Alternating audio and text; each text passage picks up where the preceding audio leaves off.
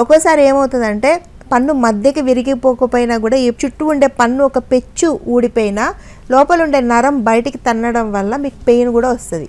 అది చూస్తే ఆ పన్నుని ఏమాత్రం సేవ్ చేయగలిగినా పన్ను తీయకుండా రూట్ కెనాల్ చేసి క్యాప్ పెట్టడం ద్వారా మీ నొప్పి వెంటనే తగ్గిపోద్ది.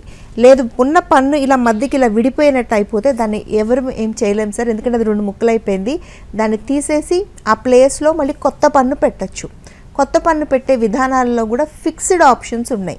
ఆ పెట్టే పన్ను మనం తీసేసిన పన్ను ఎలా పనిచేసేదో నమిలి కొరికి తినడానికి అన్నిటికీ వీలుగా గట్టిగా తెల్లగా ఉంటుంది. సో పెట్టించుకోండి. నోట్లో ఇన్ఫెక్షన్స్ పెట్టుకోవడం ఎప్పుడూ మంచిది కాదు. ఒకటి నొప్పి పుడతా ఉంటుంది, 2 అక్కడ చీమ్ పట్టడం గడ్డలు కట్టడం లాంటివి జరిగితే పైకే కాదు లోపల కడుపులోకి కూడా మనం తీసుకుంటూ ఉంటాము. మూడోది ఒక్కొక్కసారి నెక్స్ట్ ఎక్స్ట్రీమ్ కండిషన్స్ అంటే కింద నుండి ఎముకను కూడా ఇన్ఫెక్ట్ చేస్తుంది.